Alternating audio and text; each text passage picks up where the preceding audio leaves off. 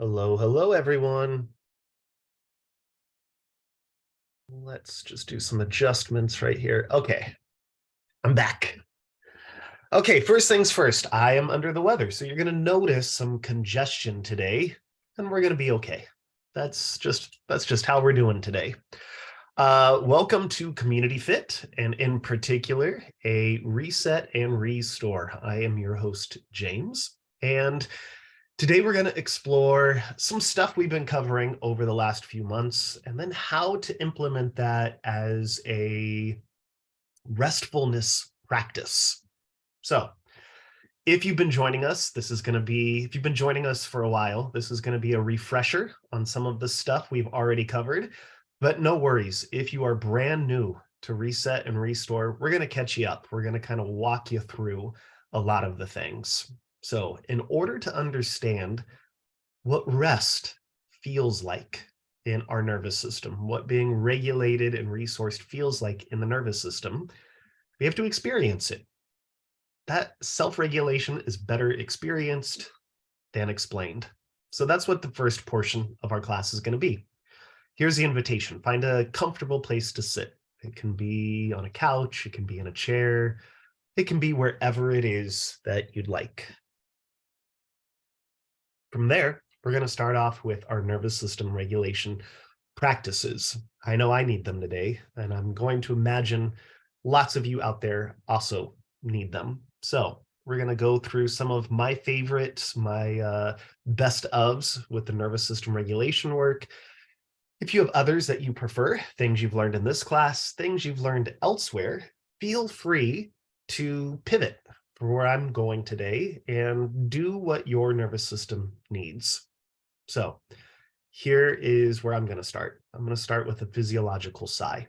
The physiological sigh is a double inhale followed by a single exhale. That's an inhale, inhale, long exaggerated exhale. I'm going to demo it once, and together we'll do it 5 times. Before we get started, here is how all of this works. You got to notice. There's a level of self-awareness that is important because, again, we're not doing these practices just to do them and hoping that something happens.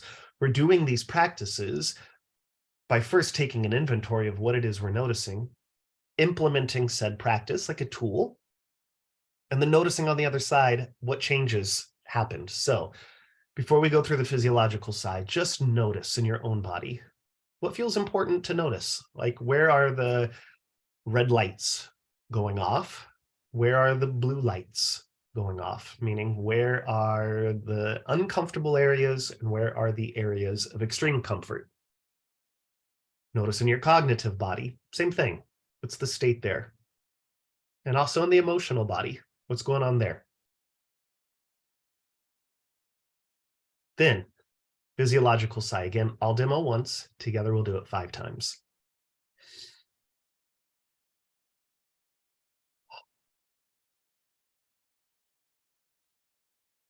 Five times together. Double inhale, single exhale.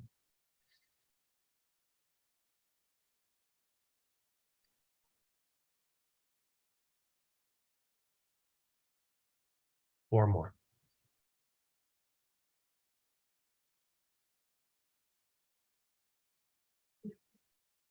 Last few.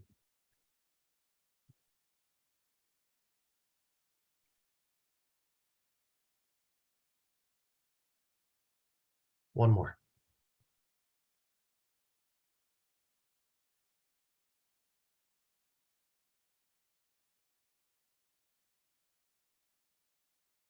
Take an inventory. What do you notice? What's changed? What's not?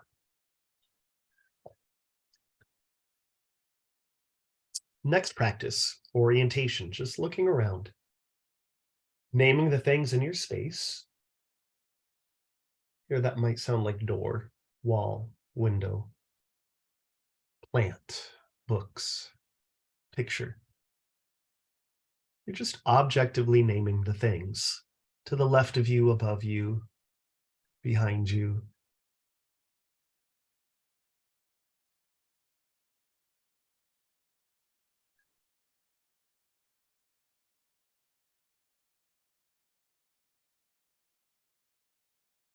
And noticing Noticing in your own body what's shifted. Has anything shifted? Is that a good practice for you?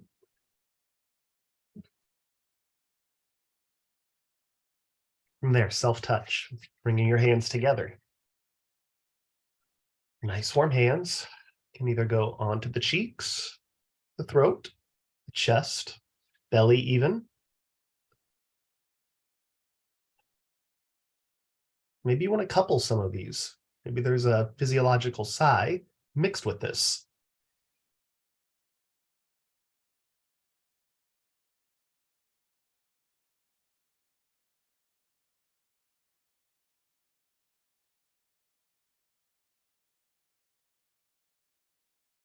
I'm feeling the urge to go into a tapping practice. Follow me or don't. I'm going to crisscross my fingers, place my hands on my chest. Just start a little tap.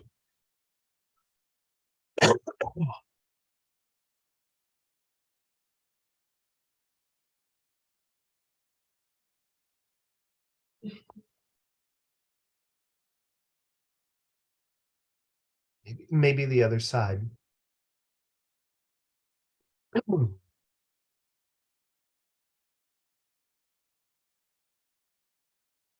Maybe both. How fast or slow do you need to go?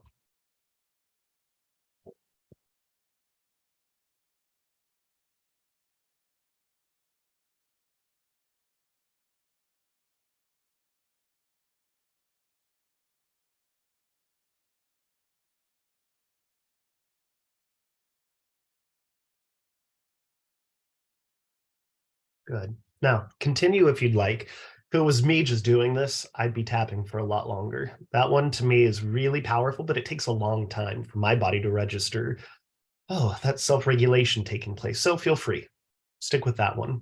Or go into a little bilateral sway, little right and left.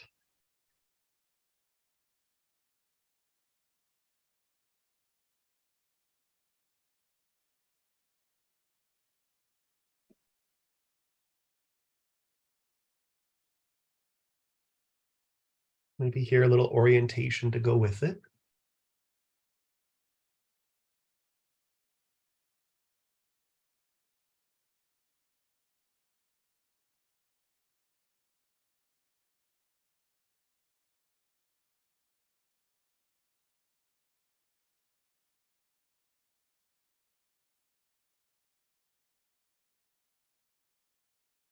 And then finding your center and taking an inventory. What do you notice? What's changed?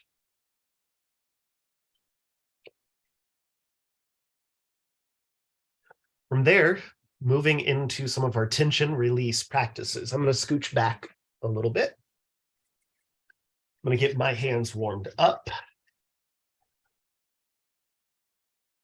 Right hand goes on left throat. Big heavy hand draws to center as I twist. Big heavy hand.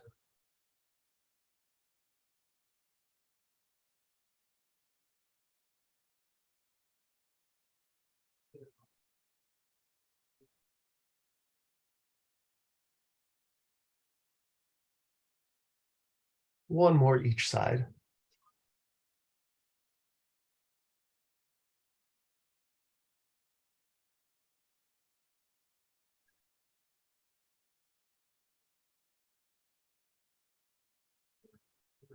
Right into the jaw, just a little massage all the way around the jaw.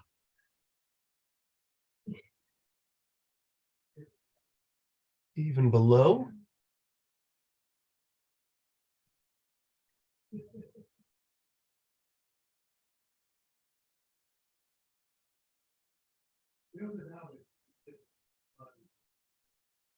Right hand, left collarbone, just a little massage above, below, directly on.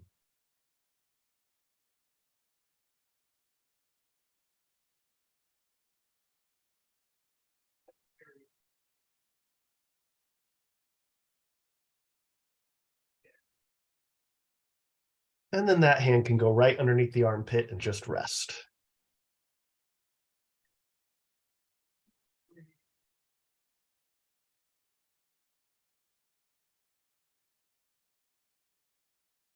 Maybe even a little pulling of that pec muscle, whether you want to kind of grab it or just kind of traction a little bit.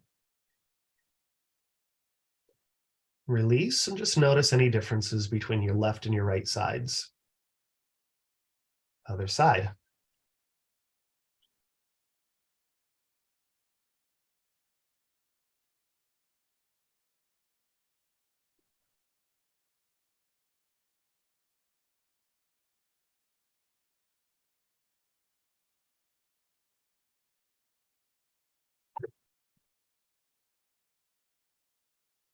Right into that armpit.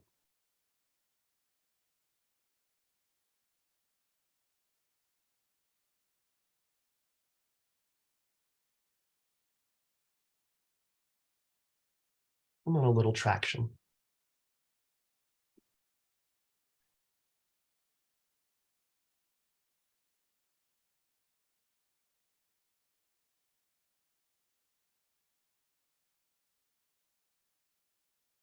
And release. Going down to the lower portion of the body, let's take that right leg and crisscross it over to the left, just like so. From there, just kind of leaning forward, right back up. Just a quick lean forward,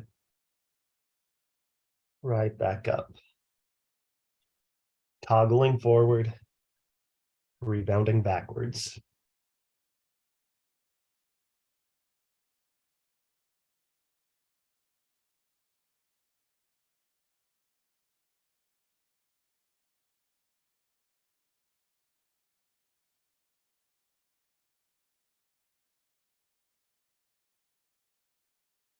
Go forward into that stretch, and the ankle that's on top, just start to circulate it a bit.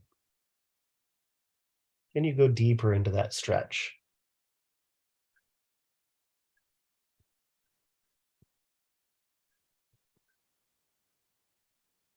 Reverse those circles.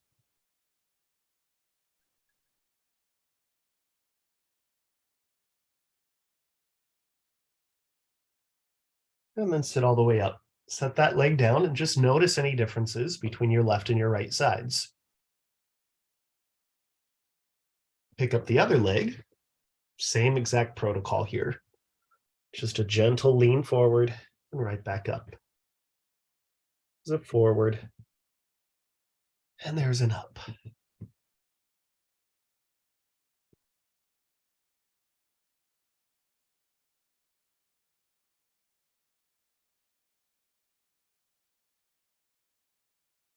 When you feel ready, pause on the forward, circulate through that ankle.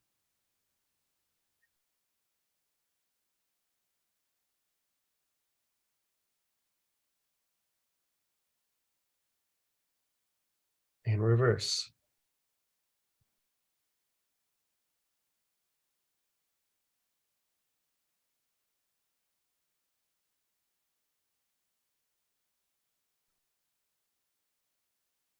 Sitting up, set that foot down, lean back into whatever you're sitting on.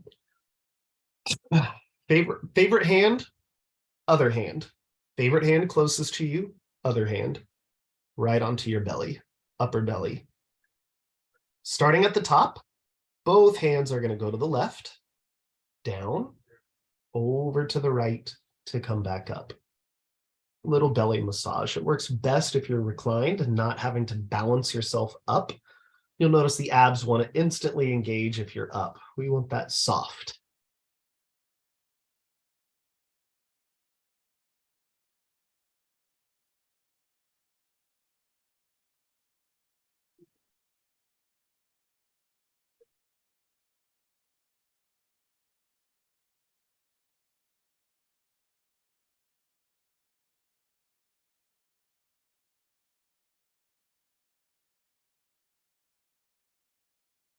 Pausing wherever feels important. For me, right here feels a little different. It doesn't feel bad. It doesn't feel good. It just feels different than the other areas. So I'm going to pause there. I'm just going to hold.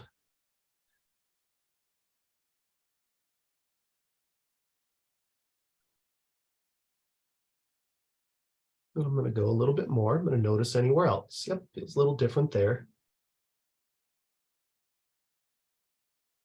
Keep moving. Right there.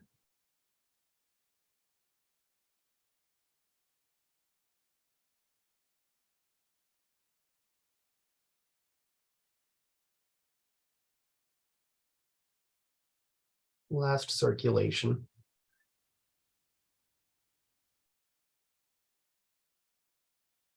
Then sitting up, twisting in whatever you're sitting on so that your pelvis and everything twists. Twist, take a look behind you, take a few breaths.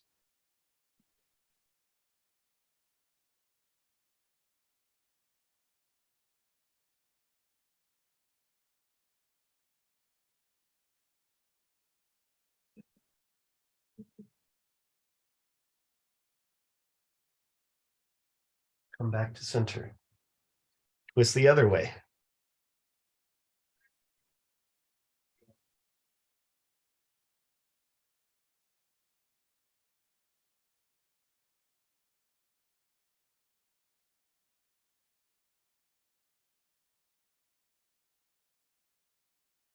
Back to center. Now, sit comfortably, whatever that means for you.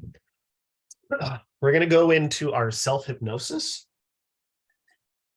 to again further explore that felt sense of what does rest feel like. The last couple of weeks, we've taken ourselves to any given place that feels restful. Today, we're going to recall a memory that makes us feel safe and connected.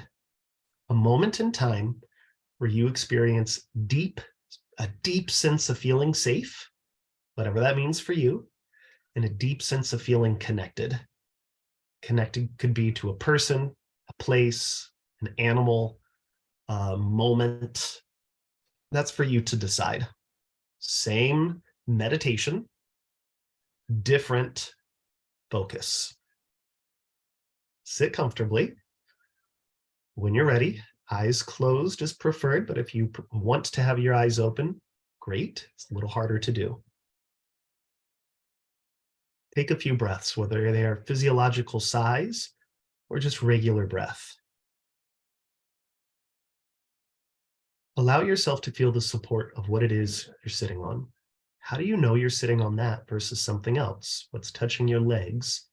What's touching your back? Could you allow yourself to sink deeper into that support?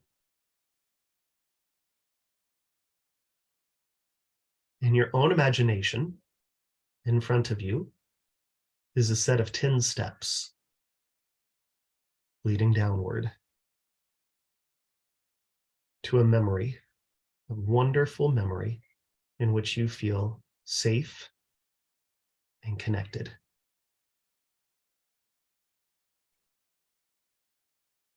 Continue to allow yourself to sink into whatever it is you're sitting on. Imagine yourself walking closer to those 10 steps. You feel your foot land on step number 10, right at the top. You can see that memory down below. You take step number 9 and you feel your body sink a little closer to the memory. Step number 8, you hear your foot land. Step number 7, you sink a little deeper. Step number 6, you hear it, you feel it, you sense it all the way through the body. You are almost there. Step number 5. Step number 4. 3, hear it, sense it, feel it through the body. Number 2. Number 1. And you're there. The memory's so vivid, it's like it's happening right now.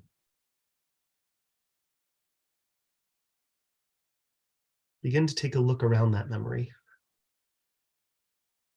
Who's there? What's going on? When is this? Enjoy it. Notice your physical body, its response to the memory. your cognitive body's response to the memory, your emotional body's response to the memory. Just noticing. Noticing that release of oxytocin, that feel-good hormone. Noticing the state change, a little lighter, a little bit happier. Just noticing.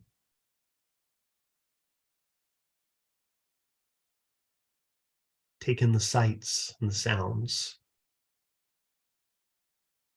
If it's appropriate, imagine yourself walking through that memory or talking with people within the memory.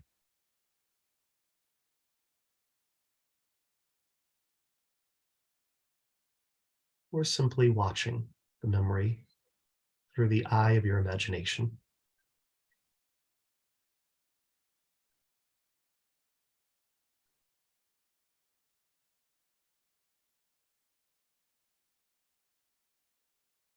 Now you can continue to simply enjoy the memory. Or you can get curious. What about this memory feels so important? Makes me feel so safe and connected? Who am I with? Where am I? What does it look like? When is this? What is going on? These are all important factors for a restful, pro-social, or feel-good moment. And they're particular to you.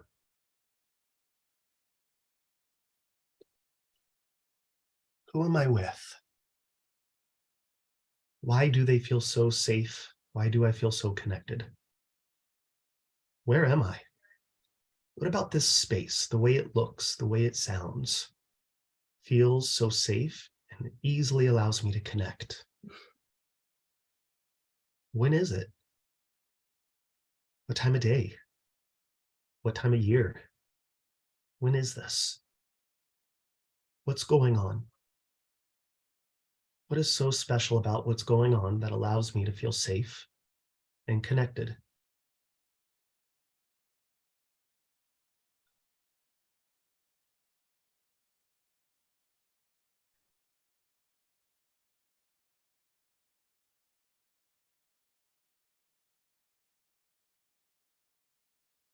Enjoy that for just a moment longer.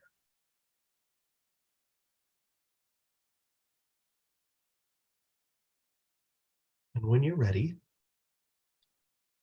envision a set of stairs directly in front of you, 5 steps up that lead you back out of this memory and into the present moment.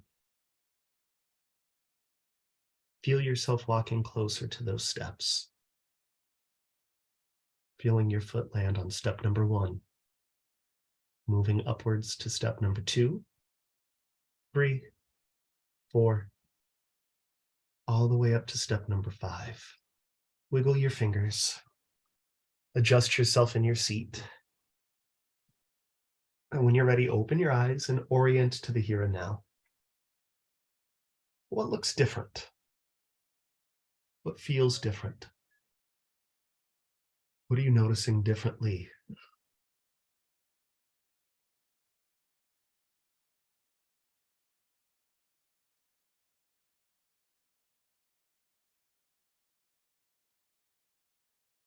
Now, if it was me, I'd have a pen and paper, take some notes, or phone, take some notes.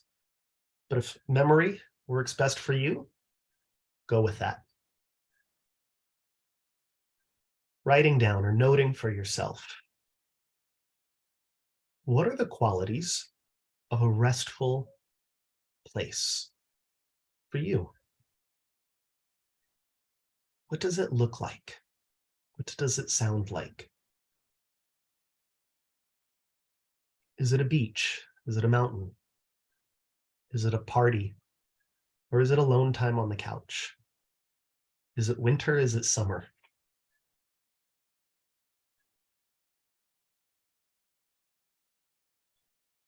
And what might be an action plan to get more of that in your life? When can you get more of that?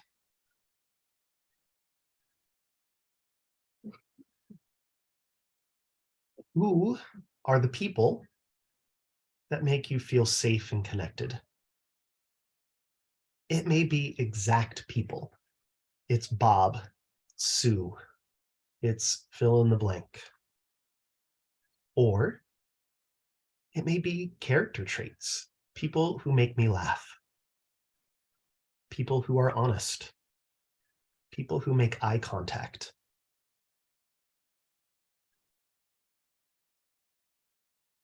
Who are the people that make you feel rested and connected and safe? That there's not extra work in your nervous system.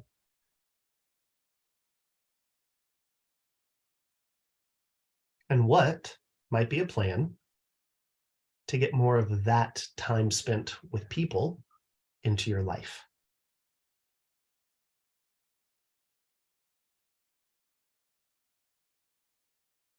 When do I feel most safe and connected? Is it a day of the week? Is it before or after something? Is it a time of the year? Am I more available at a certain time? Pardon me. Everyone's going to be different. For me, I have a rule. After work, I don't talk to anyone, especially if I'm working on location. I'm out somewhere that when I leave to the time I get home, there is no phone calls. There is none of that. When I get home, I'm ready to talk. That is when I'm social. I need that space to feel rested. My husband, on the other hand, likes to get on the phone the minute he's off of work and talk to whoever he can talk to. That is what makes him feel safe and connected and rested. Who's right and who's wrong? It's understanding, having a idea, being self-aware. What are the qualities that I need to be rested so that I can connect?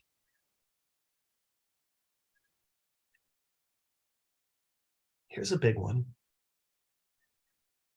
fact, close your eyes for a moment.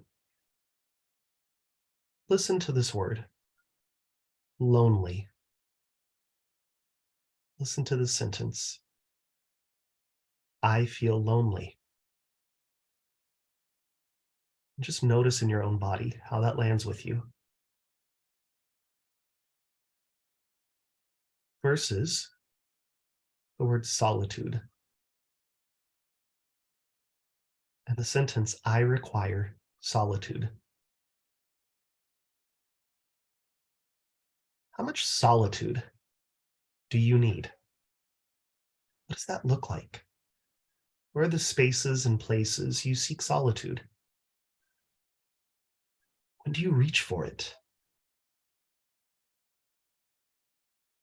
Do you have a place in your daily life where you find solitude, which is distinctly different than loneliness?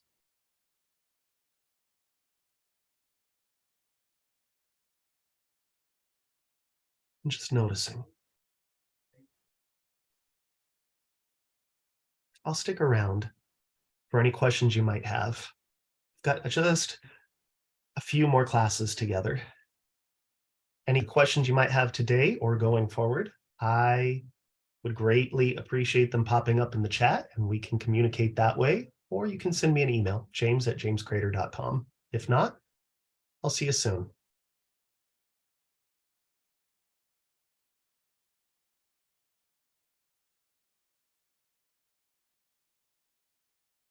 I agree, Pat. Okay, no questions popping up. Thank you all so much. We'll see you soon. Bye.